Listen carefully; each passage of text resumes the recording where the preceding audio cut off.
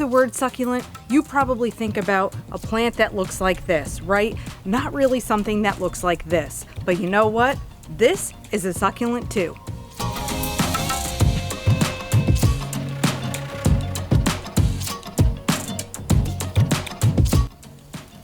So this long, leggy plant with all of its purple color, as well as this plant right here beside me, if you can see beyond my plentiful blanket flowers, this plant right here, this is called the purple heart. The purple heart can look different depending on its growing environment. So obviously these are outside, I have them in the ground, they are in full sun. This in the pot, this came from inside my house. So you will notice the purple on this plant is not quite as vibrant as this one, and that's because this one doesn't get nearly as much sun as this one does outside. So let's talk purple heart. Purple heart is a succulent. It has the thick, fleshy leaves and it retains water like a succulent. Besides that, its soil requirements are just like that of any other succulent. So it likes the light, airy, porous, well-draining soil, just like any other succulent in your mind does. The full sun aspect of this plant is also just like any other succulent that you can think of. Purple heart is hardy in zones 7 through 11. I happen to sit in coastal North Carolina and my hardiness grow zone is 8A. That means that purple heart does come back as a perennial for me. Now, purple heart does not really like temperatures below 40 degrees. So when that cold fall time comes, and especially winter, the top of the plant is going to die back, but the root system stays alive, and then you're going to see this perk back up in the spring. What happens is the purple heart comes up as a mound, and then it begins to extend outward, and each of its little branches become long and leggy. Purple heart is native to Mexico and Central America, and it would be very common to see the purple heart used as a ground cover because of its leggy ways that it likes to spread out.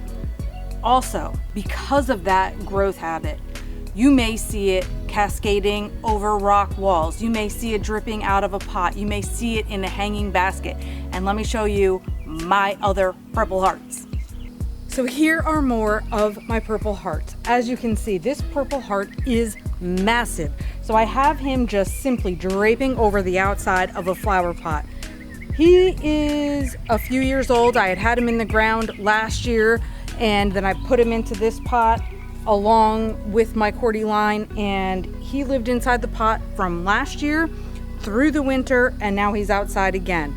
It does not take long for the purple heart to grow in length like this. It is a fast grower, and they do have pretty significant root systems. Let me show you. Here is a purple heart that I actually took out of the ground because it was not thriving in the particular spot that I had it. So you can see these roots are nice and chunky. Good for retaining its own water, I suppose. Besides this pot of purple hearts, as I said, that came from inside my house. This also came from inside my house. Here's the other neat thing about purple hearts. You can root it in water. So you can simply break off a stem of a purple heart plant that you already have in existence, and then you just have to plop it right into the water and it begins to grow roots. This is one of the easiest plants to propagate.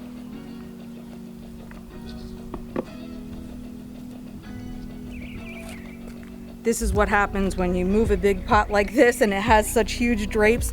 Pieces do tend to break off at times, but I never fear it because, as I said, you can replant this exact thing. So this piece right here, you can see what the inside of the stem looks like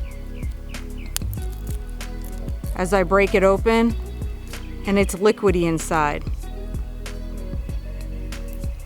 Now, beware, you do not want to eat this plant. It is toxic for humans and for pets, so no eating.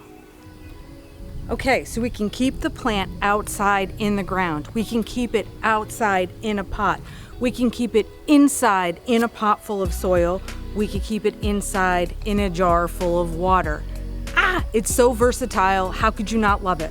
One thing I would like to point out. this pot from inside my house right next to this pot that is outside, you can see the color difference. If your pot inside the house is not in very bright sun, the leaves will either turn a more dull purple or have more green in their leaves, whereas the leaves that are outside in the sun retain their vibrant purple color. A couple of things I would like to note if you do want to grow Purple Heart inside your house. First of all, this plant is a great air purifier, so that's just another bonus to this plant. And secondly, if you are growing it inside, but you decide you want to go ahead and bring it out in the spring or to grow by your pool or somewhere during the summer, introduce it to the bright sunlight slowly.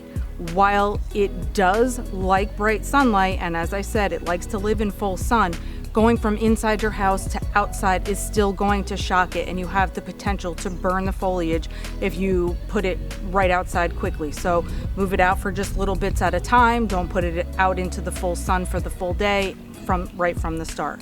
I hope all these little hints and tips are helpful to you if you just do decide that you'd like to grow Purple Heart, which is a super cool succulent that, as I said, may not be the first kind of succulent you think of when you think of that word, but it grows large and the color is vibrant.